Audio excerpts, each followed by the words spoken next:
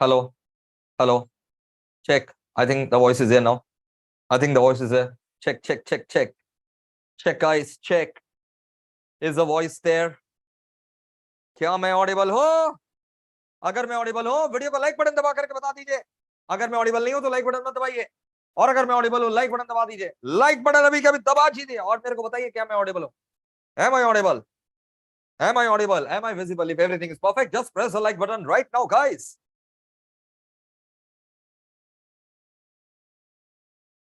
All okay? All okay. All okay.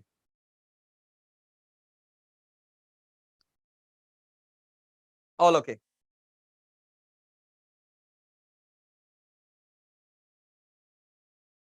Yes जी जनाब, जी जनाब। क्या खबर? बहुत बढ़िया, बहुत बढ़िया। आ जाइए, फटाफट आ जाइए दोस्तों, एकदम फटाफट आ जाइए दोस्तों। Join absolutely fast. It's going to be a power pack session और आज हम लोग कॉन्ट्रैक्ट एक्ट कंप्लीट कर देंगे। हमारा कॉन्ट्रैक्ट एक्ट में 2 यूनिट बाकी था। एक तो performance of contract and breach of contract. पूरा performance of contract and breach of contract बहुत बढ़िया से पढ़ेंगे। कंटीजेंट कॉन्ट्रैक्ट पढ़ेंगे, क्वासी कॉन्ट्रैक्ट भी पढ़ेंगे। कंटीजेंट कॉन्ट्रैक्ट, क्वासी कॉन्ट्रैक्ट सब बहुत बढ़िया से अपने रिवीजन करने वाले हैं। बट पहले वीडियो को लाइक बटन दबा करके थोड़ा पॉजिटिव माहौल बना दीजिए, थोड़ा पॉजिटिव जो है एनवायरनमेंट बना दीजिए और फिर अभी अपने जो है बहुत बढ़िया से पढ़ने वाले हैं। तो just press the like button immediately. फटाफट लाइक बटन दबा दीजिए immediately guys. Come on, let us hit it, let us hit it. एक बार मैं शाउट आउट दे देता हूं बच्चों को। मैं आपको बता दूं, एमईपीएल की सारी फैकल्टीज डेली अपना जान लगा दे रही है। आप देख रहे होंगे एमईपीएल उत्सव फाउंडेशन वालों के लिए, ईटी वालों के लिए जोरदार चल रहा है। और डेली डेली आप देखेंगे कि एक तो कम से कम, कभी कभार 2 या कभी कभार 3 सेशन भी हो जा रहे हैं और डेली कम से कम एक सेशन तो हो ही रहा है। राइट? ऐसा है कि नहीं? फटाफट बताओ। एमईपीएल टीम के एफर्ट दिखाई दे रहे हैं कि नहीं? फटाफट बताओ। एमईपीएल टीम का आपको एफर्ट नजर आ रहा है कि नहीं? मुझे फटाफट बताइए गाइस, एमईपीएल टीम का एफर्ट आपको नजर आ रहा है? एक बार मैं फटाफट शाउट आउट दे देता हूं। और बहुत सारे बच्चे अभी भी चैनल सब्सक्राइब नहीं कर रखे हैं, या चैनल सब्सक्राइब कर दो, बेल आइकन दबा दो, तभी नोटिफिकेशन आया करेगा। आयुष्मान, पीयूष, रूहान, संगीता, अभिजीत, शिवम, तुजंत, आशीष, आयुष, साहिल, अरशद, रोहित, अजय, पूरब, सौम्या, आयुष, राजोर्षि, देवांश, अलंकृता, कृतिका, अंशु, आशीष, अभिजीत, यशवी, कोमल, आनंद, अलंकृता, ऋषभ, टीशा, आशीष, Shivam, Shekhar, Saumya, Akash, Rushali, Khushi, Roshni, Janshir, Aditya, Astha, Dakshita, Tisha, Rishabh and all of you. Love you all, love you all, love you all, love you all. चलिए जनाब, आ जाइए फटाफट। लॉफुल ऑब्जेक्ट हो चुका है, लास्ट क्लास हो चुका है। आपने मिस कर रखा है, मेरे ख्याल से आपने मिस कर रखा है। जाइए जाकर के देखिए, लॉफुल ऑब्जेक्ट लास्ट क्लास हो गया। ठीक है, lawful object already last class हो गया। अकाउंट्स के लेक्चर्स भी आएंगे, बिल्कुल आएंगे अकाउंट्स के लेक्चर भी। अरे भाई, यही दिक्कत है, पता है? एमईपीएल का तुम लोग उत्सव का शेड्यूल अभी तक डाउनलोड नहीं कर रखे हो। एमईपीएल उत्सव का जो शेड्यूल हम लोग दे रखे हैं उसी के हिसाब से क्लासेस हो रहा है, वही शेड्यूल फॉलो हो रहा है दोस्तों। एमईपीएल शेड्यूल को जाकर के फॉलो करो, देखो जाकर के एमईपीएल शेड्यूल को, वो रूटीन को फॉलो करो। राइट? एमईपीएल शेड्यूल को कृपया करके फॉलो करिए।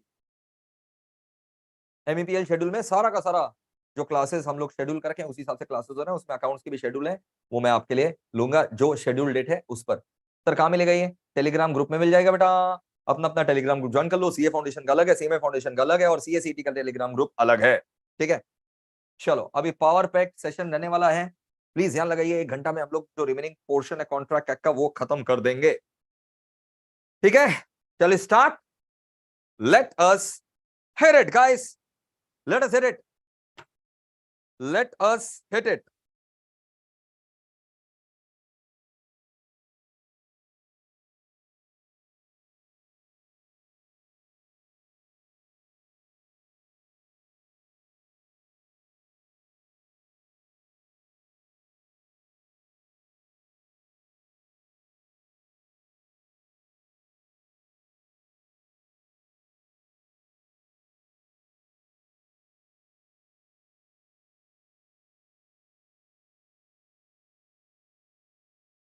चलो स्टार्ट कर रहे हैं।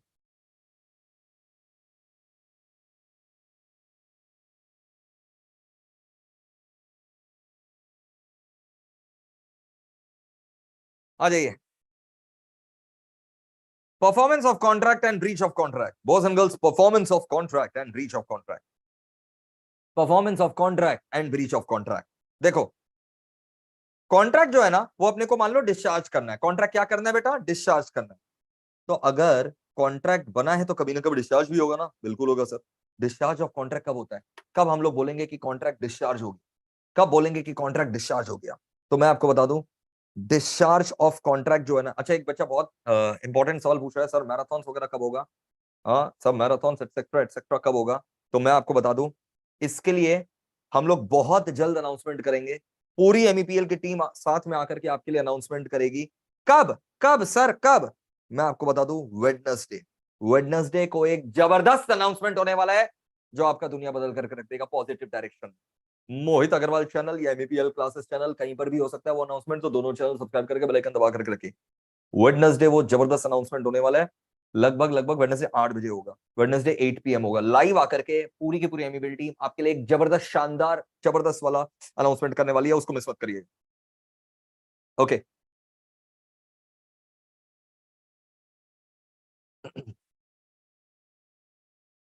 चलो, तो कॉन्ट्रैक्ट डिस्चार्ज कब होगा? डिस्चार्ज ऑफ, अच्छा वेडनेसडे 8 बजे, वेडनेसडे 8 बजे, परसों 8 बजे, वेडनेसडे 8 बजे, मिस नहीं करना है। वेडनेसडे 8 बजे, वेडनेसडे 8 बजे मोहित अग्रवाल या फिर एमईपीएल क्लासेस यूट्यूब चैनल पर जबरदस्त वाला अनाउंसमेंट होने वाला है, उसको मिस मत करना। Most probably Mohit Agarwal channel पर हो या एमईपीएल क्लासेस चैनल, कहीं पर भी हो सकता है। मिस मत करना, वेडनेसडे 8 बजे दुनिया बदल देने वाला वो अनाउंसमेंट आपके लिए। चलो आ जाओ, फोकस करो। अब हम लोग यहाँ पर रिवीजन के लिए मिले हैं। जो पहली बार कॉन्ट्रैक्ट एक्ट पढ़ रहा है तो काइंडली वो जाकर के मेरा कॉन्ट्रैक्ट एक्ट का बेसिक वीडियोस देखे, ठीक है? बहुत धीरे धीरे पढ़ाया हुआ है। अभी मेरा पर्पस धीरे पढ़ाना बिल्कुल नहीं है। रेगुलर बैच में लगभग 20 क्लास में मैं कंप्लीट करता हूं इंडियन कॉन्ट्रैक्ट एक्ट 1872 को, 20 क्लास, ठीक है? अभी मैं बहुत फास्ट पढ़ाने वाला हूं क्योंकि मेरा पर्पस है रिविजन करवाना। तो रिविजन के व्यू पॉइंट्स अगर आप देख रहे हैं तो सही वीडियो देख रहे हैं। सीखने के व्यू पॉइंट्स अगर आप वीडियो देख रहे हैं तो आप जाकर के बेसिक वीडियो देखिए मेरे यूट्यूब चैनल पर। तो discharge of contract, contract discharge कैसे हो जाएगा? कॉन्ट्रैक्ट डिस्चार्ज हो जाएगा, परफॉर्म कर दो यार। कॉन्ट्रैक्ट डिस्चार्ज कैसे हो जाएगा? परफॉर्म कर दो। Performance of each others obligation, ठीक है? अगर मैं अपना ऑब्लिगेशन मैं परफॉर्म कर दूं, तुम अपना ऑब्लिगेशन तुम परफॉर्म कर दो। अपना ऑब्लिगेशन मैं परफॉर्म कर दूं, तुम तुम्हारा ऑब्लिगेशन परफॉर्म कर दो। मैं अपना ऑब्लिगेशन परफॉर्म कर दूं और तुम तुम्हारा ऑब्लिगेशन परफॉर्म कर दो। तो डिस्चार्ज ऑफ कॉन्ट्रैक्ट बाय क्या होता है? परफॉर्मेंस। ये discharge of contract by performance होता है, ठीक है? परफॉर्मेंस समझ में आया ना? परफॉर्मेंस मतलब discharge of contract by performance मतलब मैं अपना पार्ट परफॉर्म कर दिया, तुम अपना पार्ट परफॉर्म कर दिए, तो हो गया ना discharge of contract by performance. दूसरा होता है mutual consent, discharge of contract by mutual consent. Mutual consent, discharge of contract by mutual consent. Mutual consent बेटा 5 प्रकार के होते हैं, ठीक है? अपने अगर दोनों पार्टी राजी है ना, दोनों पार्टी राजी है। अच्छा, परफॉर्मेंस में एक चीज याद रखना, इसके ऊपर प्रैक्टिकल सम्स आता है जॉइंट प्रोमिसर का। तो मैं तुमसे एक बार सवाल, म्यूचुअल कंसेंट पढ़ाएंगे बट एक बार परफॉर्मेंस सुन लो ना। Discharge of contract can be done by performance. Perform कौन कर सकता है? पार्टीज खुद भी कर सकता है, या तो पार्टीज खुद परफॉर्म कर देगा या पार्टीज के एजेंट परफॉर्म करेंगे। पार्टी अगर मर गया तो क्या कॉन्ट्रैक्ट डिस्चार्ज हो जाएगा? नहीं तो, लेकिन हमने सीखा था ना ऑफर लैप्स हो जाता है। ऑफर लैप्स होता है, मैंने ऑफर दिया सामने वाला को कि क्या मेरा मोबाइल खरीदोगे 10,000 में, सामने वाला मर गया। मैंने ऑफर दिया 10,000 में खरीदोगे मोबाइल, हार्ट अटैक से मर गया, तो ये ऑफर लैप्स हो जाएगा क्योंकि उसने एक्सेप्ट नहीं किया।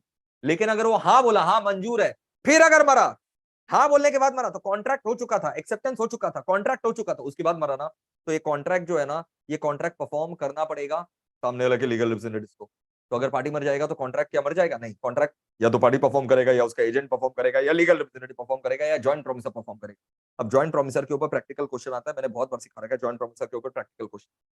सुनो भाई, जॉइंट प्रोमिसर के ऊपर प्रैक्टिकल क्वेश्चन। मान लो तीन पार्टी है अपने, तीन पार्टी है ए बी एंड सी। ये तीन पार्टी है A B and C, these are the three parties A B and C. Jointly अपने को कॉन्ट्रैक्ट परफॉर्म करना है, ठीक है? मान लो से फॉर एग्जांपल एबीसी तीनों मिल करके मेरे से एक मोबाइल खरीदा, से फॉर एग्जांपल 30,000 में, तीनों मिलकर के मेरे से मोबाइल खरीदा 30,000 में। तो देखा जाए तो ए को 10,000 देना चाहिए, बी को 10,000 देना चाहिए और सी को 10,000 देना चाहिए, ठीक है? Each are liable for 10,000 each. लेकिन मान लो अगर मैंने पूरा का पूरा रुपया ए से वसूल लिया 30,000, तो अगर मैंने पूरा रुपया ए से वसूल लिया 30,000, तो ए बेचारा 10,000 देना चाहिए था, बट ज्यादा कितना दे दिया? 20,000 दे दिया। ए ज्यादा 20,000 दे दिया, तो बी से ले लेगा 10,000, सी से ले लेगा 10,000। सर अगर सी मर गया तो? छोड़ेगा नहीं, छोड़ेगा नहीं।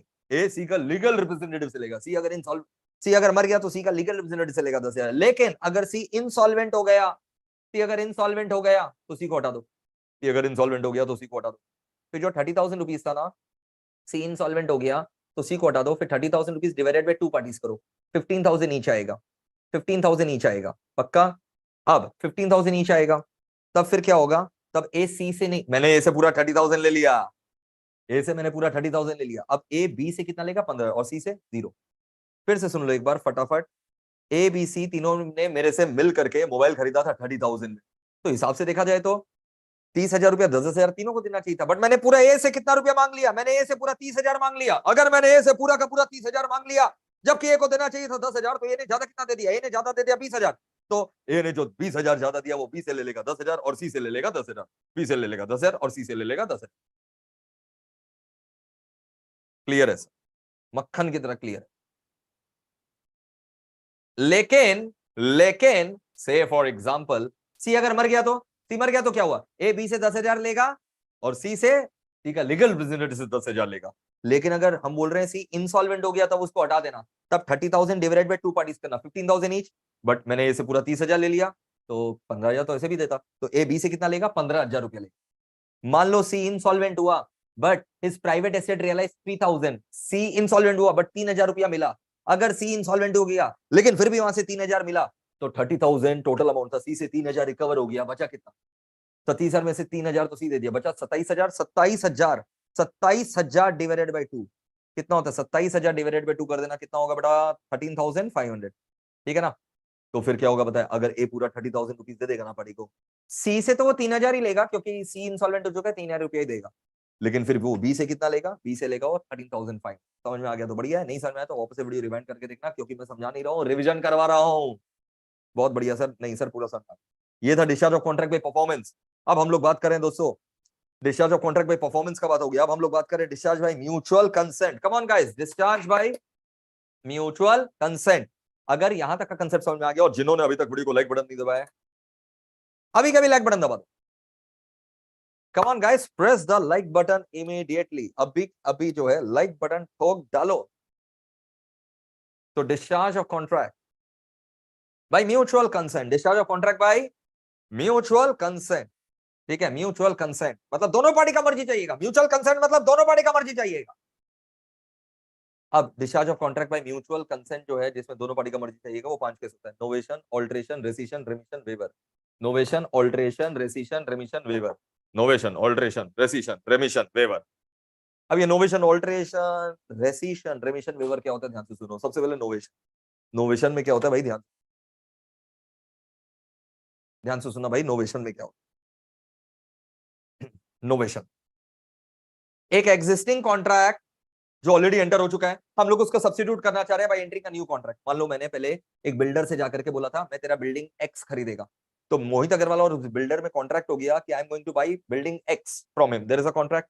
लेकिन ना पता है वो बिल्डर जो है ना बिल्डिंग वाई भी बना रहा है, ठीक है, नया बिल्डिंग वाई बना रहा है। तो मैं उस बिल्डर के पास गया, क्या ऐसा हो सकता है बिल्डर भाई, जो बिल्डिंग एक्स का कॉन्ट्रैक्ट हुआ था ना उसको कैंसिल करके उसको सब्स्टिट्यूट करके हम एक बिल्डिंग वाई जो तुम नया बना रहे हो वो वाला कॉन्ट्रैक्ट कर ले तुम्हारे साथ। हम तुम मतलब बोलना चाह रहे हैं कि प्लीज डिस्चार्ज बिल्डिंग एक्स का contract, substitute it by building Y. मैंने तुमसे एक्स का सौदा किया है बट मैं वाई खरीदना चाहता हूं, तो can you substitute my building X का कॉन्ट्रैक्ट विद बिल्डिंग वाई का contract, can you substitute my building X का कॉन्ट्रैक्ट विद बिल्डिंग वाई का कॉन्ट्रैक्ट। That's called novation. इसको हम लोग क्या बोलते हैं बताओ, इसको हम लोग बोलते हैं novation, we call it novation. ठीक है, कि नया कॉन्ट्रैक्ट जो है वो सब्स्टिट्यूट कर दे रहा है पुराना कॉन्ट्रैक्ट को, new contract is substituted for existing contract, new contract is substituted for existing contract between the same or different parties, either between the same parties or different parties, obvious बात है, ठीक है ना। शर्त यह है मैं तेरे से बिल्डिंग वाई तो खरीदेगा, शर्त क्या है कि फिर मैं एक्स नहीं खरीदेगा, एक्स वाला कॉन्ट्रैक्ट जो है वो डिस्चार्ज करना पड़ेगा, ये होता है नोवेशन। ऑब्वियस बात है बिल्डर भाई भी एग्री करे और मैं भी एग्री करूं तभी ये काम हो सकता है, इसको नोवेशन बोलते हैं। ऑल्टरेशन क्या होता है, change in one or more important terms of the contract, change in one or more important terms of the contract, material terms of the contract, contract का जो बहुत इंपॉर्टेंट टर्म है, मटेरियल टर्म है, उसको change कर देने से पुराना कॉन्ट्रैक्ट डिस्चार्ज हो जाएगा, नया कॉन्ट्रैक्ट आ जाएगा। पहले मान लो कॉन्ट्रैक्ट का ड्यू डेट था 15 तारीख, अब हम बोले नहीं ड्यू डेट 15 तारीख हटा करके अपने 25 तारीख कर देते हैं। ये तभी हो सकेगा जब दोनों पार्टी चाहेगा, एक चाह रहा है एक नहीं चाह रहा है तो नहीं हो सकेगा, दोनों पार्टी का म्यूचुअल कंसेंट होना चाहिए, तभी तो हम लोग पढ़ रहे हैं discharge of contract by mutual consent, इसको अपने ऑल्टरेशन बोलते हैं। अगर 15 तारीख का ड्यू डेट 25 तारीख कर दिए तो 15 वाला कॉन्ट्रैक्ट डिस्चार्ज हो गया और 25 वाला आ गया। रेसिशन क्या होता है, रेसिशन क्या होता है, रेसिशन मतलब होता है कि दोनों ही पार्टी कॉन्ट्रैक्ट परफॉर्म करने का मन नहीं कर रहे, हम बोले यार पता है मेरे को परफॉर्म करने का मन नहीं कर रहा कॉन्ट्रैक्ट, दूसरा वाला बोला क्या बात बोला, मेरा मन का बात छीन लिया, मेरा भी कॉन्ट्रैक्ट परफॉर्म करने का मन नहीं कर रहा, so both the parties have mutually decided to discharge a contract by not performing, that's called rescission. Remission क्या होता है, मान लो से फॉर एग्जांपल मैंने मोबाइल बेचा था 10,000 रुपया में, सामने वाला मेरे को 3,000, मैं बोला उसको एक काम कर, तुम 7,000 नहीं देना चाह रहा है तो मत दे, मैं बार बार तगादा नहीं करेगा और मेरे पास समय नहीं है कि मैं तेरे को स्यू करेगा ब्रीच ऑफ कॉन्ट्रैक्ट के लिए, तो मैं तेरे को माफ किया, रेमिट कर दिया, जा 7,000 रुपया माफ किया, रेमिशन। वेवर में पूरा ही मैंने अपना राइट अबेंडन कर दिया, 10,000 रुपया का पूरा मैंने माफ कर दिया। रेमिशन में मैंने अपना राइट थोड़ा सा वेव ऑफ किया, मोबाइल 10,000 में बेचा था, 3,000 दे दिया, सामने वाला मेरे को 3,000 दे दिया, 7,000 मैंने छोड़ा तो रेमिशन, पूरा 10,000 मैंने छोड़ दिया तो वेवर। पुराना कॉन्ट्रैक्ट की जगह नया कॉन्ट्रैक्ट आ गया, पुराना कॉन्ट्रैक्ट की जगह नया कॉन्ट्रैक्ट आ गया, novation. Terms and condition change हो गया, ऑल्ट्रेशन। दोनों का ही मन नहीं है परफॉर्म करने का, रेसिशन। चलो 10,000 में बेचा था, 3,000 दिया, 7,000 माफ कर दिया, रेमिशन, पूरा 10,000 माफ कर दिया, waiver. Acceptance of lesser sum of money, acceptance of lesser consideration is remission. Abandonment of right complete rights, that's called waiver. ये होता है म्यूचुअल कंसेंट। बहुत बढ़िया सर। फिर आता है discharge by operation of law. Come on guys, discharge by operation of law 3 होते हैं। Discharge by operation of law 3 होते हैं। बताइए discharge by operation of law 3 क्या होता है? मर्जर क्या होता है बताओ? मर्जर, अनऑथराइज्ड ऑल्टरेशन, एक होता है मर्जर, एक होता है unauthorised alteration, unauthorised alteration of a written document, और एक होता है insolvency. Merger, unauthorised alteration of the written document and insolvency. Merger, unauthorised alteration of the written document and insolvency. चलो discharge by operation of law. Merger क्या होता है बेटा? Merger ये होता है, मर्जर ये होता है कि जब एक इंफीरियर कॉन्ट्रैक्ट रहता है ना, इंफीरियर कॉन्ट्रैक्ट, पहले हमने एक छोटा मोटा कॉन्ट्रैक्ट किया, मान लो मैंने सामने वाला को बोला मैं तुम्हारा बिल्डिंग एक्स खरीदूंगा, ध्यान से सुनना, inferior contract is embodied in a superior contract. जब हमने एक छोटा कॉन्ट्रैक्ट किया था, अब हम लोग क्या कर रहे हैं, वो छोटा कॉन्ट्रैक्ट डिस्चार्ज कर दे रहे हैं। कैसे? एक बड़ा कॉन्ट्रैक्ट एंटर करके जिसमें वो छोटा कॉन्ट्रैक्ट समा जाएगा, एक बड़ा कॉन्ट्रैक्ट करते हैं जिसमें छोटा को भी समा, that's called merger of N inferior contract with a superior contract. जैसे मैंने बिल्डर का एग्जांपल दिया था ना, इसे नोवेशन और मर्जर दोनों में डिफरेंस भी समझ में आ जाएगा।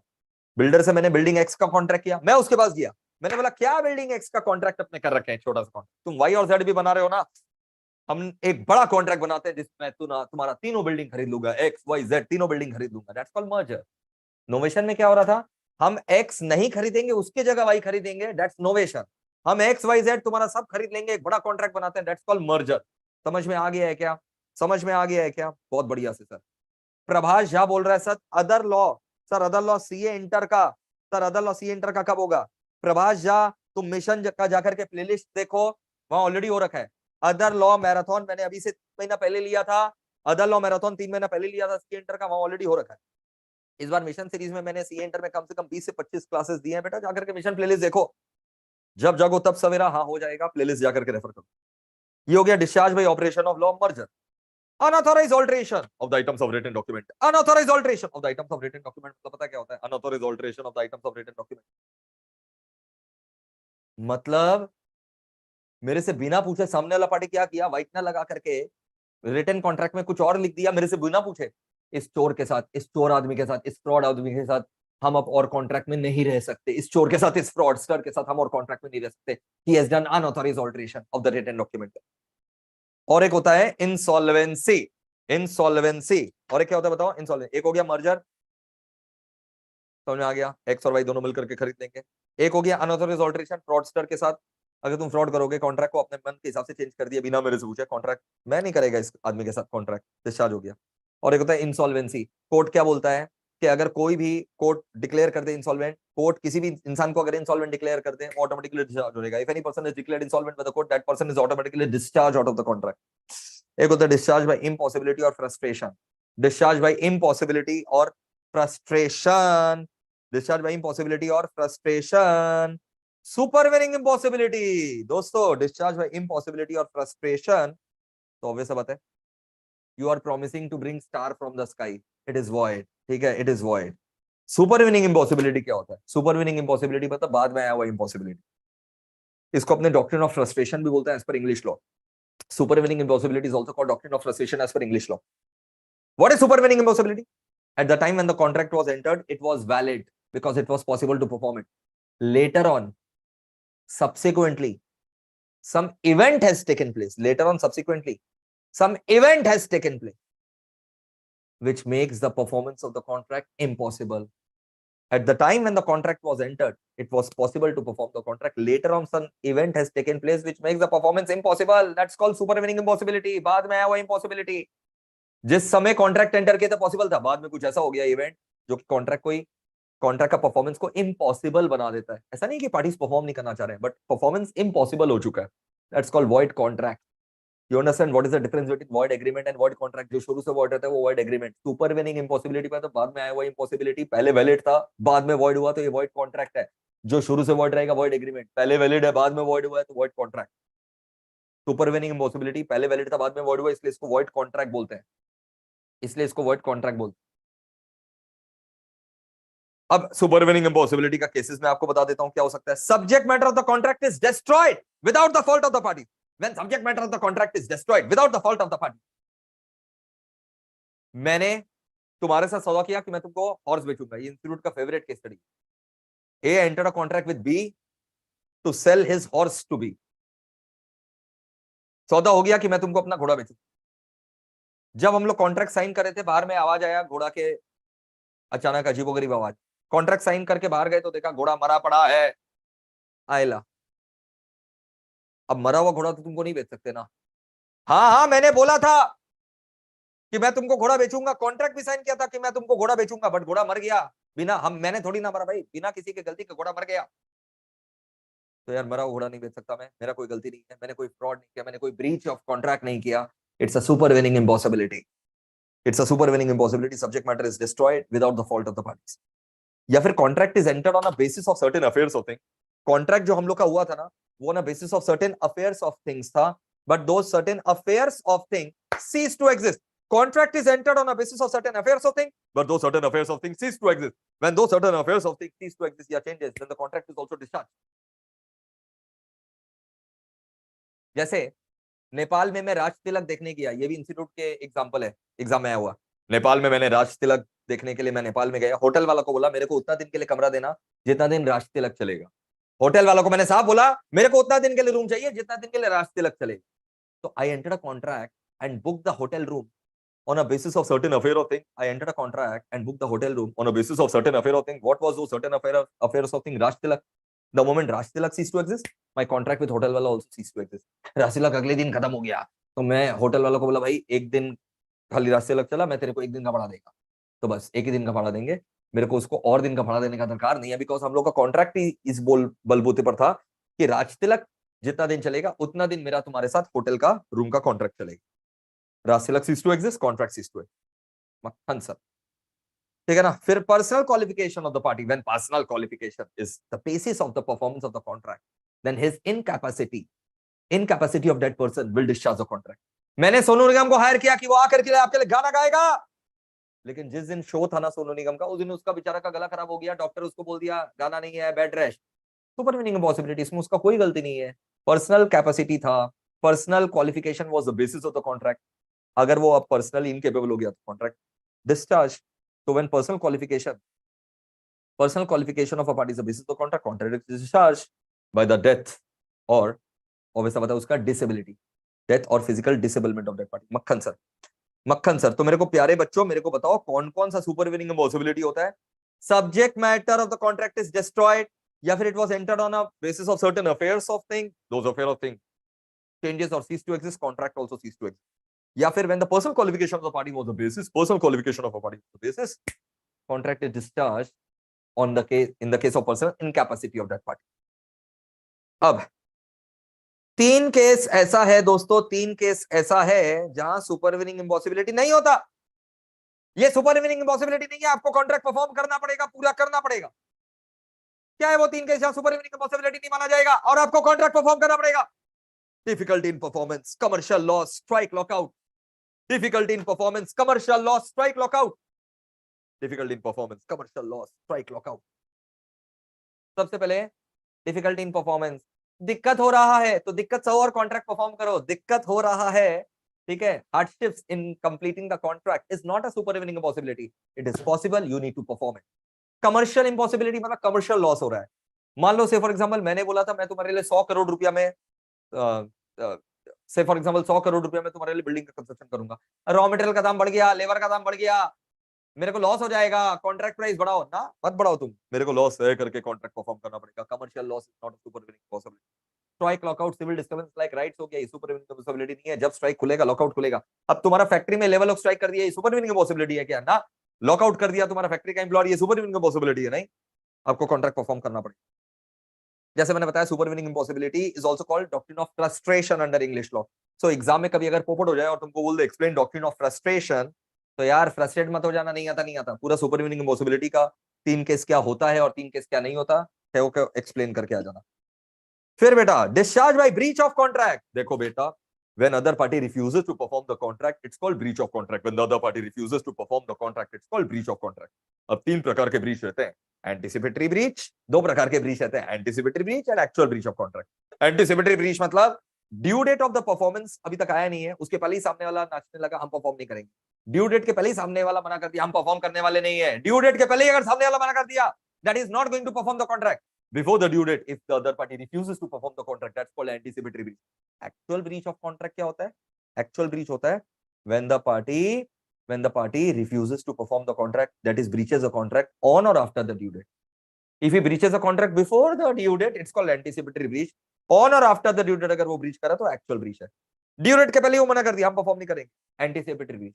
मेरे को एक बात बताओ कि एंटीसिपेटरी ब्रीच में हम लोग तुरंत स्यू कर सकते हैं क्या? फटाफट मेरे को चैट बॉक्स में लिख करके बताओ या कमेंट बॉक्स में लिख करके बताओ, क्या एंटीसिपेटरी ब्रीच में सामने वाला मेरे साथ एंटीसिपेटरी कर दिया, ड्यू डेट के पहले ही ब्रीच कर दिया, तो क्या हम उसको पहले ही स्यू कर देंगे कि ड्यू डेट का वेट करना पड़ेगा? क्या एंटीसिपेटरी ब्रीच में हम तुरंत स्यू कर सकते हैं कि ड्यू डेट का वेट करना पड़ता?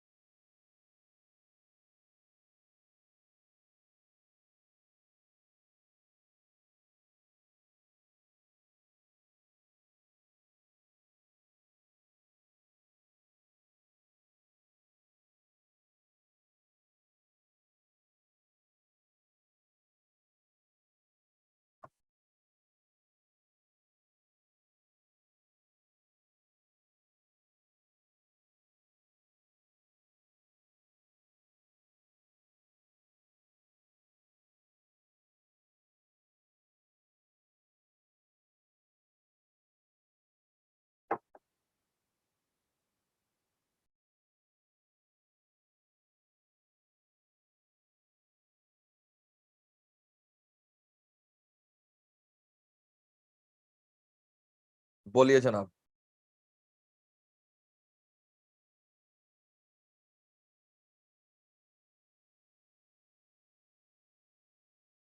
तुरंत स्यू कर सकते हैं और अगर हम चाहें तो अपॉर्चुनिटी भी दे सकते हैं सामने वालों को कि ड्यू डेट पे वो परफॉर्म कर दे, एंड फिर भी नहीं परफॉर्म किया तब तो एक्चुअल ब्रीच हो गया, तब तो स्यू कर ही सकते हैं। मतलब एंटीसिपेटरी ब्रीच ऑफ कॉन्ट्रैक्ट में हम अगर चाहें तो अभी तुरंत भी स्यू कर सकते हैं और I can wait for it to turn out to actual breach of contract and then also I can sue, it's my wish. Okay, जबरदस्त। फ्रॉस्ट वर्सेस नाइट में ये बोला गया था remedies for breach of contract. अच्छा, contract तो discharge हो गया, सामने वाला बोल दिया हम परफॉर्म नहीं करेंगे, जो उखाड़ लो, हाँ जी कॉन्ट्रैक्ट तो डिस्चार्ज हो गया आपका, लेकिन अब आपके साथ क्या होने वाला है? क्योंकि आपने ब्रीच किया है, आपने ब्रीच किया है, तो क्या रेमेडीज हैं फॉर ब्रीच ऑफ कॉन्ट्रैक्ट? ध्यान से सुनिए, remedies for breach of contract. मैं एग्रीव्ड पार्टी हूं, इंजर्ड पार्टी हूं, मैं भी कॉन्ट्रैक्ट परफॉर्म नहीं करूंगा, मुझे किसी ने काटा थोड़ी ना, जो तुम बोल रहे हो कि I am not going to perform, then why will I perform? I will also rescind the contract. दूसरा चीज है, मैं तेरे ऊपर केस करूंगा डैमेजेस के लिए या फिर स्पेसिफिक परफॉर्मेंस के लिए या फिर इंजंक्शन के लिए या क्वांटम मेरिट के लिए। अब एक एक करके समझेंगे, damages, specific performance, injunction and quantum merit. सबसे पहले डैमेजेस। डैमेजेस 2 प्रकार के होते हैं, लिक्विडेटेड डैमेज, क्या बोले कम ऑन, लिक्विडेटेड डैमेज, और एक होता है unliquidated damage. Damages can be of 2 types, liquidated damage, unliquidated damage। Damages can be of 2 types, liquidated damage and unliquidated damage। अब डैमेजेस जो 2 प्रकार के होते हैं ना, liquidated damage and unliquidated damage. Liquidated और एक है unliquidated. Liquidated damage, unliquidated damage. Liquidated damages क्या होता है? जो पहले से कॉन्ट्रैक्ट में मेंशन था, exact amount, when the exact amount of damages were mentioned in the contract, when the exact amount of damages were mentioned in the contract, it's called liquidated damage। But when exact amount of damages are not mentioned it's called unliquidated damage. जब exact damage लिखा हुआ है तो liquidated बोलेंगे, जब exact amount of damage नहीं लिखा हुआ तो अनलिक्विडेटेड। कॉन्ट्रैक्ट में पहले से लिखा हुआ था whoever breaches a contract will have to pay penalty of 5 lakh, whoever breaches a contract will have to pay a penalty of 5 lakh, ये लिखा हुआ था। ये लिक्विडेटेड डैमेज हुआ क्योंकि एग्जैक्ट अमाउंट पहले से डैमेज का लिखा हुआ था, इसलिए लिक्विडेटेड डैमेज बोले। लेकिन जब एग्जैक्ट अमाउंट लिखा हुआ नहीं रहता इसको बोलते हैं अनलिक्विडेटेड डैमेज। इसका ये मतलब थोड़ी ना कि छोड़ देंगे सामने वाले को, एग्जैक्ट अमाउंट नहीं लिखा हुआ तो क्या हुआ, अनलिक्विडेटेड वसूलेंगे। अनलिक्विडेटेड 4 प्रकार का रहता है, ordinary damage, special damage, vindictive, vindictive correct नाम है, एग्जेम्पलरी डैमेज, और एक नॉमिनल डैमेज। क्या क्या, ordinary, special, vindictive, nominal. Ordinary damage, special damage, vindictive damage, nominal damage. सबसे पहले ऑर्डिनरी डैमेज। ऑर्डिनरी डैमेज मतलब actual loss that the party has suffered because of the actual loss that the party has suffered because of the breach of the contract by other party. Actual loss that the party has suffered, aggrieved party has suffered because of the breach done by the other party. जैसे मान लो say for example बात था कि आप मेरे को 1 lakh KG supply करेंगे गुड्स का एट द रेट ऑफ ₹10 पर केजी, ठीक है। 10 जनवरी को बात हुआ था कि 1 लाख केजी आप मुझे सप्लाई करेंगे 10 रुपए पर KG on 10th of January. अब क्या हुआ, 10 जनवरी आ गया, सामने वाला पार्टी बोलता है हम नहीं सप्लाई करेंगे, तुमको जो उखाड़ना उखाड़ लो। ओ माय गॉड, हाँ मैंने अभी तक पेमेंट वगैरह कुछ नहीं किया है, लेकिन सामने वाला बोल दिया हम सप्लाई नहीं करेंगे। हम तो पेमेंट करने के लिए रेडी है, वो सप्लाई करने के लिए रेडी नहीं, तो it is he who has breached the contract. अब उस दिन बाजार में जो है, हमको तो बाजार से खरीदना पड़ेगा, अगर सामने वाला मेरे को सप्लाई नहीं कर रहा है हमको बाजार से खरीदना पड़ेगा। रेट हो गया था 12 रुपया पर केजी, रेट कितना हो गया था, 12 रुपया पर केजी। तो यार हम तो सौदा 10 रुपया का कर रखे थे, अब रेट हो गया 12 रुपया पर केजी, कितना रुपया मेरे को नुकसान हो गया, ज्यादा देना पड़ रहा है, 2 रुपया पर केजी। तो 1 लाख इंटू 2 रुपया, 2 लाख रुपया is my ordinary damage. 2 lakh रुपया मेरा ऑर्डिनरी डैमेज। मक्खन सर, अच्छा सुनो ना, 15 जनवरी को जो रेट था, 15 जनवरी को जो रेट था वो 15 रुपया पर केजी था, तब बताओ मेरे को कितना रुपया मिलेगा। 10 January was the due date of the performance of the contract, on that date rate was 12 per KG. 15 जनवरी को और बढ़ गया, 15 रुपया पर केजी हो गया। मेरे को 2 लाख मिलेगा कि 5 लाख मिलेगा, फटाफट बताओ यार, मेरे को 2 लाख मिलेगा कि 5 lakh. I am waiting for the answer. 2 lakh मिलेगा कि 5 लाख मिलेगा जनाब, 2 लाख मिलेगा कि 5 लाख?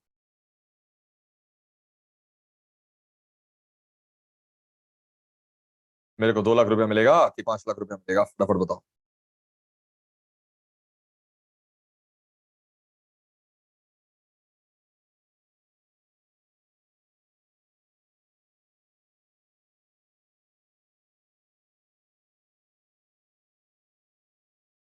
बच्चे बोल रहे हैं 5 लाख मिलेगा सर, गाछ पे लटक रहे हैं क्या जो 5 लाख मिलेगा? कॉन्ट्रैक्ट प्राइस 10 रुपए पर केजी था, ड्यू डेट 10 जनवरी था, उस दिन वो मना कर दिया नहीं सप्लाई करेगा, उस दिन का रेट में जो डिफरेंस है वही मिलेगा, मतलब 12 रुपया हुआ तो 2 लाख रुपया ही मिलेगा। समझा, समझा रहे? रेट बढ़ते जाएगा वो देते रहेगा, ऐसा नहीं है। 2 लाख रुपया मिलेगा आपको। 15 जनवरी को मान लो रेट हो गया 8 रुपया पर केजी, 15 जनवरी को 8 रुपया पर केजी रेट हो गया, तब क्या हम देंगे 2 लाख? नहीं, आपको 10 जनवरी का रेट देखना है 12 रुपये पर, तो हम उसे 2 लाख रुपया लेंगे। और अगर सर 10 जनवरी को मान लीजिए रेट 12 रुपया नहीं था, 9 ही रुपया था, घट गया रेट, तब सामने वालों को कोई कुत्ता ही काटा होगा, डॉगी ही काटा होगा कि वो मना करेगा। क्यों मना करेगा भाई, वो तो मेरे को 10 रुपया में बेच रहा है, जबकि रेट बाजार में 9 रुपया में चल रहा है। समझ में आया? तो उसके लिए तो अच्छा ही है, वो तो मेरे को 10 रुपया में दे रहा है, 9 रुपया में खरीद करके 10 में मेरे को बेच रहा है, तो क्यों ब्रीच करेगा? हम हो सकता है लेने से मना करते हैं, हम नहीं खरीदेंगे तुमसे 10 रुपया, बाजार में रेट 9 रुपया हो चुका है, वहीं से खरीदते। तब अगर हम ब्रीच करेंगे तो मेरे को उसको 1 लाख रुपया देना पड़ेगा, 1 rupees into 1 lakh.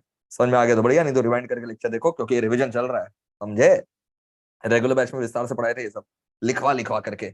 Regular batch में बच्चे को हाथ टूट जाता था, इतना सारा एग्जांपल्स लिखवाते थे। देखो कॉपी देखो, इतना सारा एग्जांपल लिखवाए होंगे। अरे भाई रेगुलर बैच वाले बच्चों हो कि नहीं हो, यहाँ पर बताओ ना, लिखे थे कि नहीं पूरा कॉपी में? ये हो गया ऑर्डिनरी डैमेज, बहुत सारे एग्जांपल लिखवाए। स्पेशल डैमेज, स्पेशल डैमेज क्या होता है? स्पेशल डैमेज क्या होता है? स्पेशल, ऑर्डिनरी डैमेज समझ में आ गया, स्पेशल डैमेज क्या होता है? स्पेशल डैमेज हम दो कंडीशन सेटिस्फाई होने पर ही रिकवर कर सकते हैं स्पेशल डैमेज। क्या है वो 2 कंडीशन?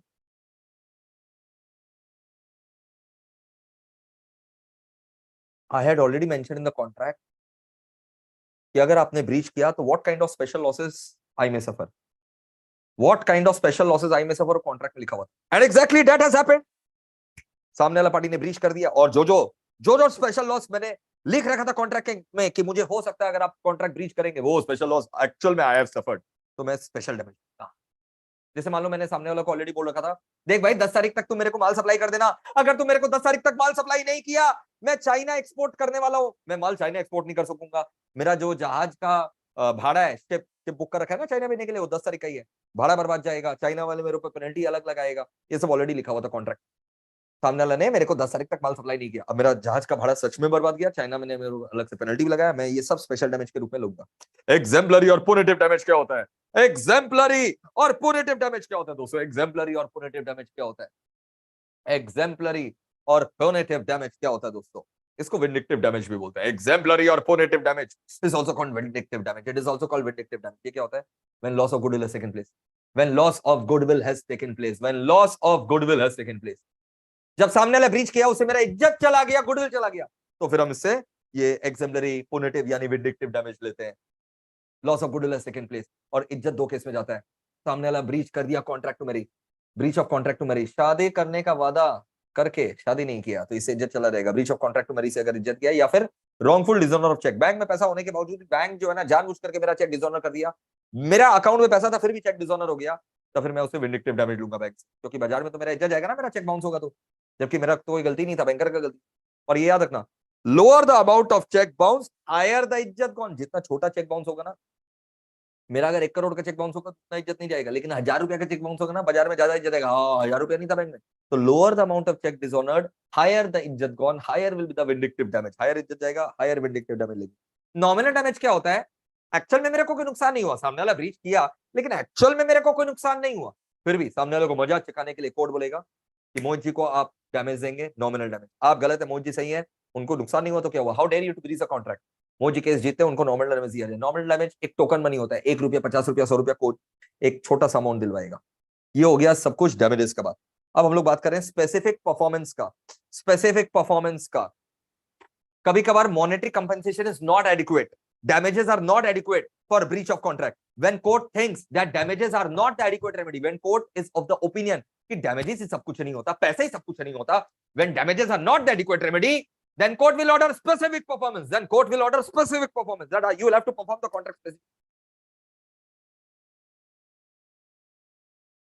जो वादा किया वो निभाना पड़ेगा, कॉन्ट्रैक्ट को परफॉर्म करना पड़ेगा, जो वादा किया वो निभाना पड़ेगा, कॉन्ट्रैक्ट को परफॉर्म करना पड़ेगा। That's called specific performance. मान लो सामने वाला से मेरा सौदा हुआ था, वो मेरे को जमीन बेची, अब जमीन का रेट बढ़ गया, वो बेचने से मुंह कर रहा है और बोले डैमेजेस ले लो, हमको डैमेजेस नहीं चाहिए बाबू, हमको जमीन। तो कोर्ट उसको डंडा मार के जमीन खाली करवाएगा और मेरे को देगा, हम मेरा जमीन है। सर वो लेट गया तो कोर्ट डंडा मार के उठा देगा, हम लेटेंगे, हमारा जमीन है, मेरा जमीन है। स्पेसिफिक परफॉर्मेंस होगा। कुछ कुछ केस में स्पेसिफिक परफॉर्मेंस कोर्ट डायरेक्ट नहीं कर सकता। 4 केस ऐसा है जब कोर्ट स्पेसिफिक परफॉर्मेंस डायरेक्ट नहीं करेगी। जब मॉनेटरी कंपनसेशन एडिक्वेट है, जब कोर्ट को लग रहा है कि यार मॉनेटरी कंपनसेशन या डैमेजेस एडिक्वेट है, स्पेसिफिक परफॉर्मेंस नहीं होगा। या फिर माइनर, याद है ना माइनर में पढ़ाए थे last class, no specific performance अगर माइनर, माइनर के साथ तुम जिद्दी नहीं कर सकता। या पर्सनल क्वालिफिकेशन है, पर्सनल क्वालिफिकेशन, जैसे सोनू निगम बोल दिया मेरा गला ठीक है, हम फिर भी तुम्हारे यहाँ पर नहीं गाएंगे, कॉन्ट्रैक्ट ब्रीच कर, हम सोनू को हर के गाना गाने के लिए वो मना कर दिया। जबरदस्ती उसको कोर्ट टान करके डंडा मार के गवाएगा क्या? पॉसिबल है क्या? निकालेगा क्या? नहीं भाई, पर्सनल कैपेसिटी का कॉन्ट्रैक्ट पे स्पेसिफिक परफॉर्मेंस नहीं हो सकता। या फिर ऐसा चीज जो कोर्ट सुपरवाइज नहीं कर सकता, एग्जाम्पल बिल्डिंग कॉन्ट्रैक्ट, ऐसा चीज जो कोर्ट सुपरवाइज नहीं कर सकता, जैसे बिल्डिंग बनाने का कॉन्ट्रैक्ट कोर्ट खुद जज खड़ा रह करके देखेगा क्या बिल्डिंग ठीक से बन रहा है कि नहीं, तो स्पेसिफिक परफॉर्मेंस 4 केस में नहीं मिलेगा। जब डैमेजेस एडिक्वेट रेमेडी है, कोर्ट सुपरवाइज नहीं कर सकता, example building contract, specific performance can not lie against minor and when the personal qualification is the basis of the contract. Injunction, injunction कब होता है? Injunction is a negative order which will stop, restrain a person from doing a particular act. Injunction is a negative order which will stop a person, restrain a person from doing a particular act. If he has not completed the previous contract, he cannot enter the new contract. Sonu Nigam को मैंने higher किया था गाना गाने के लिए, court उसको जबरदस्ती गवा तो नहीं सकता मेरे यहाँ पर, लेकिन अगर मेरे को पता चला सोनू कहीं और गा रहा है मेरे साथ कॉन्ट्रैक्ट ब्रीच करके, हम कोर्ट को बोलेंगे कोर्ट तुम यहाँ गवा तो नहीं सकते उसको मार के, लेकिन उसको रोक तो सकते हो कहीं और गाने से, वही कर दो। तो कोर्ट मेरे को बोला मोदी आपके यहाँ गवा तो नहीं सकते, बोलेंगे तो कहीं और भी नहीं गाएगा, ऐसा रोक लगा सकते हैं, हम बोले वही कर दो, इंजंक्शन ही कर दो, नेगेटिव ऑर्डर, कि जब तक तुम पुराना कॉन्ट्रैक्ट परफॉर्म नहीं करते तुम नया कॉन्ट्रैक्ट भी नहीं परफॉर्म करोगे। मक्खन है सर, मक्खन है, बहुत बढ़िया से क्लियर है। कंटिजेंट कॉन्ट्रैक्ट 1000 बार बता रखे हैं, सेक्शन नंबर 31 होता है कंटिजेंट कॉन्ट्रैक्ट, क्या ये वैलिड होता है कि वॉइड होता है? कंटिजेंट कॉन्ट्रैक्ट वैलिड होता है। मत भूलिए रिवीजन क्लास चल रहा है, रेगुलर बैच में 20 क्लास में कॉन्ट्रैक्ट खत्म करते हैं, ये आपको रिवीजन दे रहे हैं ताकि आपका सारा कंसेप्ट दिमाग में आ जाए। कंटिजेंट कॉन्ट्रैक्ट का सेक्शन नंबर बता दो। 31 होता है। क्या ये वैलिड होता है? यस वैलिड होता है, वैलिड होता है। कंटिजेंट कॉन्ट्रैक्ट बिल्कुल वैलिड है। It's a contract to do और not to do something. It's a contract to do और not to do something which depends on happening or non-happening of collateral uncertain event. Contract to do or not to do something which depends on happening or non-happening of a collateral uncertain event, which depends on happening or non-happening of a collateral uncertain event. ठीक है ना? Performance conditional है, हम perform करेंगे या नहीं करेंगे वो डिपेंड करेगा एक इवेंट के ऊपर जो फ्यूचर है, फ्यूचर में हो भी सकता है नहीं भी हो सकता है, यानी अनसर्टेन है बट कोलैटरल है, रिलेटेड टू द कॉन्ट्रैक्ट है। बेस्ट एग्जांपल है, मैं सामने वाला के साथ कॉन्ट्रैक्ट किया कि शिप अगर सही सलामत पोर्ट पर आ गया तो उसमें सारा माल जो है वो मैं तुमको बेचूंगा, शिप का सारा माल मैं तुम्हें बेचूंगा, शिप का सारा माल मैं तुम्हें बेचूंगा if it reaches the port safely, if ship reaches the port safely सारा माल मैं तुमको बेचूंगा, if ship reaches the port safely सारा माल मैं तुमको बेचूंगा। अब ship reaches the port safely तभी मैं उसका माल तेरे को बेचेगा, शिप अगर डूब गया तो मैं तेरे को माल नहीं बेचेगा। तो मैं माल बेचेगा कि नहीं बेचेगा that depends on the ship arriving at the port safely और not. If it arrives at the port safely I will be able to sell the goods, if it does not arrive at the port safely I won't be selling the goods, so I will be selling the goods or not selling the goods, that depends on ship arriving or not arriving at the port. That's called contingent contract. It is absolutely valid. So if ship arrives at the port safely I am under a foundation to sell the goods. If it does not arrive safely the contract becomes void. मक्खन है sir. और wagering क्या होता है? Wagering बस तुम ऐसी event को लेकर के, वेजरिंग में तुम कॉन्ट्रैक्ट परफॉर्म करने के मूड में नहीं हो, तुम इवेंट को लेकर के सट्टाबाजी कर रहे हो, आज बारिश होगा कि नहीं होगा, बारिश होगा कि नहीं होगा, दैट्स कॉल्ड वेजरिंग एग्रीमेंट। दो जन सट्टा लगा रहे हैं, शिप आएगा कि नहीं आएगा, आएगा कि नहीं आएगा, अरे भाई वो दो ताश पत्ता खेलने वाले हैं, शिप में जो गुड्स है वो उनका नहीं है, उन लोग खाली ऐसे सट्टा लगा रहे हैं। वो देख सिपा रहा है, दूसरा दोस्त बोलता है नहीं आएगा डूब जाएगा, पहला बोल रहा नहीं आएगा तो 100 रुपए का बाजी लगाएगा, वो वेजरिंग एग्रीमेंट है। और उसके पीछे दो बिजनेस टाइकून लोग जो सौदा कर रहे हैं, अगर शिप आ गया सही सलामत उसमें जो माल है मेरा ही है मैं तेरे को बेच देगा, दैट्स कॉल्ड कंटिजेंट कॉन्ट्रैक्ट। लेकिन सामने जो ताश पत्ता वाले टपोरी लोग सिप डूब जाएगा सिप आएगा वो सट्टा लगा रहे हैं, दैट्स कॉल्ड वेजरिंग एग्रीमेंट। बहुत बढ़िया सर। कॉसी कॉन्ट्रैक्ट क्या होता है? कॉसी कॉन्ट्रैक्ट करेक्ट नाम होता है कंस्ट्रक्टिव कॉन्ट्रैक्ट। एग्जाम में गेम हो जाएगा तुम्हारे साथ, तुम कॉसी कॉन्ट्रैक्ट बहुत बढ़िया से पढ़ करके गया लेकिन एग्जाम में तेरे को पूछ लिया एक्सप्लेन कंस्ट्रक्टिव कॉन्ट्रैक्ट, ले बेटा हवा टाइट। कंस्ट्रक्टिव कॉन्ट्रैक्ट का और नाम है कॉसी कॉन्ट्रैक्ट। क्या है था ना, आपने पढ़े थे कि एक एग्रीमेंट को कॉन्ट्रैक्ट का दर्जा तभी माना जाएगा, एक एग्रीमेंट को कॉन्ट्रैक्ट का दर्जा तभी मिलेगा, एक एग्रीमेंट को कॉन्ट्रैक्ट का दर्जा तभी मिलेगा when it satisfies all the conditions of section 10. An agreement will be treated as a contract only when it satisfies all the conditions of section 10. Agreement contract तभी बना जाएगा जब वो सारे के सारे कंडीशन सेटिस्फाई करते हैं सेक्शन 10 का। लेकिन कभी कभार क्या होता है ना कि सेक्शन 10 के सारे कंडीशन नहीं भी सेटिस्फाई हो रहे हैं, फिर भी कुछ कुछ एग्रीमेंट को हम लोग वैलिड कॉन्ट्रैक्ट मानेंगे, because nobody can enrich himself at the expense of other. बोलो, nobody should enrich himself at the expense of other. Nobody should enrich himself at the expense of other. No more debate locuplateri in liena justua. No more debate locuplateri in liena justua. Kausi contract को हम लोग Latin में बोलते हैं no more debate locuplateri ex liena justua. No more debate locuplateri ex liena justua. No more debate locuplateri ex liena justua. No more debate locuplateri ex liena justua. याद रखना, no more debate locuplateri ex liena justua. So no more debate locuplateri ex liena justua. No man must grow rich out of another person's loss. No man must grow rich out of another person's loss. आप अपने आप को फायदा नहीं पहुंचा सकते हैं, दूसरों को नुकसान पहुंचा कर, आप अपने आप को फायदा नहीं पहुंचा सकते हैं, दूसरों को नुकसान पहुंचा कर। That's called quasi contract. इसी को हम लोग कॉसी कॉन्ट्रैक्ट, मतलब अगर हम लोग के बीच में एग्रीमेंट भी नहीं हुआ ना, कुछ कुछ कॉन्ट्रैक्ट वैलिड रहेगा। आप अपने आप को फायदा नहीं पहुंचा सकते, मेरे को नुकसान पहुंचा करके। Nobody should grow rich at the expense of other. अगर आप मेरा फायदा उठाए हैं, आप मेरा मजा उठाए हैं, मेरा फायदा उठाए हैं, तो आपको मुझे भी फायदा देना होगा। समझ में आया ना? यही है कॉसी कॉन्ट्रैक्ट। अच्छा ये चीज याद रखना, ये चीज रखना, कॉसी कॉन्ट्रैक्ट जो है ना जस्ट इन पर्सनम होता है। जस्ट इन पर्सनम मतलब right only against a particular person जो मेरा मजा उठाया है। Just in rem right against a whole world नहीं था। जस्ट इन पर्सनम में right only against a person है, not in just in rem, not a right against the whole world. पक्का सर। अब कॉसी कॉन्ट्रैक्ट का मैं आपको सारा का सारा टाइप जो है वो फटाफट बता दे रहा हूं। सेक्शन नंबर 68 से लेकर के 72, सेक्शन नंबर 68 से लेकर के 72 टाइप्स ऑफ कॉसी कॉन्ट्रैक्ट। सबसे पहले claims for necessary supplied to the persons who are incapable of entering the contract. Who are the persons who are incapable of entering the contract? Minor lunatic are those persons who are incapable of entering the contract. Minor or lunatico, these are the persons disqualified. They are not legally competent to enter the contract. But अगर उनको जिंदा रखने के लिए हम उनको necessaries दे रहे हैं, food, clothing, shelter, legal expenses, education, भले ही वो legal capacity of the party वाला पॉइंट सेटिस्फाई नहीं हो रहा है ना, माइनर लुनेटिक तो लीगली कैपेबल नहीं है, तो लीगल कैपेसिटी वाला पॉइंट सेटिस्फाई नहीं हो रहा है, सेक्शन 10 सेटिस्फाई नहीं हो रहा है, लेकिन यार इंसानियत को जिंदा रखने के लिए हम उसको रोटी कपड़ा मकान दिए, फूड क्लोथिंग शेल्टर दिए, नेसेसरी सप्लाई किए, ये कॉन्ट्रैक्ट वैलिड रहेगा। भले ही वो लीगली कैपेबल नहीं था, लीगल कैपेसिटी वाला पॉइंट सेटिस्फाई नहीं हो रहा है, बट वही तो बताए क्वासी कॉन्ट्रैक्ट मतलब वही होता है जो सेक्शन 10 का सारा पॉइंट सेटिस्फाई नहीं करेगा फिर भी वैलिड है, जैसे ही वाला। सेक्शन 69 का अगर हम लोग बात करें, right to recover money paid for another person, right to recover money paid for another person, recover the money paid for another person. इसमें क्या होता है बेटा, मान लो से फॉर एग्जांपल मेरा जो लैंडलॉर्ड है, ठीक है, और हम उसके टेनेंट है, लैंडलॉर्ड ने प्रॉपर्टी टैक्स नहीं दिया, म्युनिसिपैलिटी के लोग आ गए कि चलो चलो जगह खाली करो, तो यार लैंडलॉर्ड को ही देना चाहिए था प्रॉपर्टी टैक्स, उसने नहीं दिया, बट जगह तो मेरे को खाली करना पड़ेगा ना, तो मैंने क्या किया, लैंडलॉर्ड के बिहाफ पर प्रॉपर्टी टैक्स दे दिया म्युनिसिपैलिटी। अब ये जो प्रॉपर्टी टैक्स मैंने दिया लैंडलॉर्ड के बिहाफ पर म्युनिसिपैलिटी को, अपने इंटरेस्ट बचाने के लिए दिया है, बट दिया तो लैंडलॉर्ड का ही पैसा है, मैं ये रुपया लैंडलॉर्ड से ले सकता हूँ, हाँ, मैंने पूछा नहीं लैंडलॉर्ड से, मैंने सीधा पेमेंट कर दिया अपना इंटरेस्ट बचाने के लिए। अब ये रुपया जो लैंडलॉर्ड के बिहाफ पर मैंने दिया था मैं उससे वसूल सकता हूँ। रास्ते में दो आदमी लोग झगड़ा कर रहा था, रास्ते में दो आदमी लोग झगड़ा कर रहा था, ए पैसा मांग रहा था बी से, ए पैसा मांग रहा था बी से, मैंने बी के बिहाफ पर पैसा दे दिया है, झगड़ा मत करो, लड़ाई लड़ाई माफ करो, गांधी जी को याद करो, ए झगड़ा मत करो, बी से पैसा चाहिए, मैं बी के बिहाफ पर दे दूं। क्या ये रुपया मैं बी से ले सकता हूं? नहीं ले सकता, क्योंकि मेरा कोई इंटरेस्ट ही नहीं था। मेरा मैं कब पैसा ले सकता हूं किसी पार्टी से, जब मैंने अपना इंटरेस्ट बचाने के लिए उसके बिहाफ पर पेमेंट किया। रास्ते में हर झगड़ा तुम सल्टाएगा और पेमेंट करते रहेगा तो तेरे को कोई रुपया देने वाला नहीं। समझ में आ गया? Obligation of a person enjoying the benefit of non-gratuitous, मजा उठाए हो। Obligation of a person enjoying the benefit, I have enjoyed the benefit of non-gratuitous act. Non-gratuitous मतलब those acts which are normally not free, those acts which are normally not free, those acts which are normally not free.